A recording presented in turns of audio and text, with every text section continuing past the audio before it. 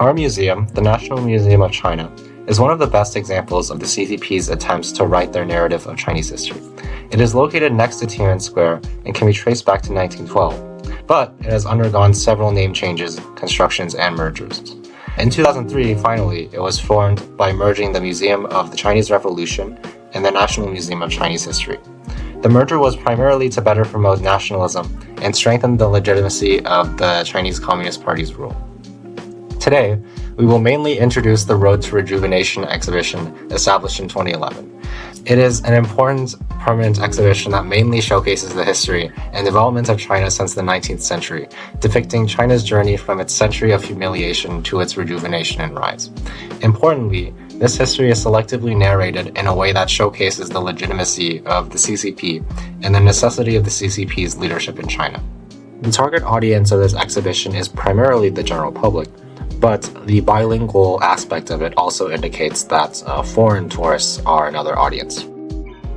Walk into the exhibition. The first and second part is the history of China from 1800 to 1911, through many black and white photos and portraits, as well as a colorful map of the foreign empire's settlements in China.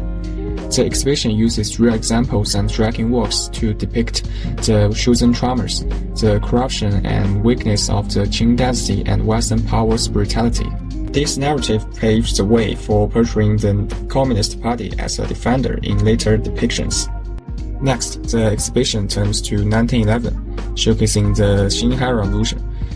The museum depicts people overthrowing the Qing dynasty only to have the fruits of their victory stolen by the Beiyang government.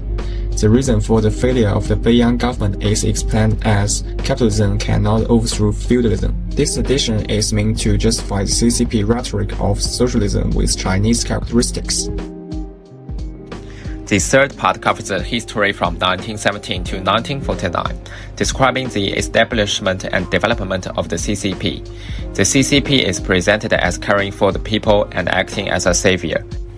By contrast, the KMT is shown as dictatorial and oppressive through photos, including tragedies such as massacres. This promotes a view of the Chinese history in which the CCP is good and the KMT is bad. As the exhibit has vilified both the Qing dynasty and the Beiyang government, the exhibit makes it seem that only the CCP can successfully run China. Following this is the exhibition of the anti-Japanese war, during which the exhibit proclaims that the CCP as a main resistance faction. Numerous photos of communist generals and the war history are displayed, yet only a small part mentions KMT.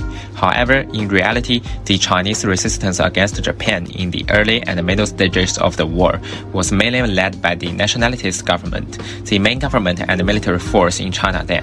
The exhibition hall uses chosen amnesia here, downplaying and criticizing the KMT. This narrative may offend supporters of the KMT and the descendants of KMT soldiers. The fourth and fifth section showcase the history of China after the founding of the People's Republic. From this photo, we can see that the leading color tone of the exhibition hall changes from black and white to color, conveying the thriving scene of the new China. The exhibition then shows the development of China under the leading of the CCP, industrialization, the development of nuclear weapons and satellites, and the establishment of the military, among other achievements. However, the introduction to this part mentioned the excellent socialist system under the leadership of the CCP that has enabled such rapid development. It is noticeable that the exhibition does not mention the Great Leap Forward or the Cultural Revolution, another example of chosen amnesia to avoid events that may harm the reputation and legitimacy of the CCP. In summary, this exhibition mainly showcases China's modern history, focusing on the history of the CCP. Through chosen trauma, it constructs the narrative of China being bullied, with the CCP positioned as the savior.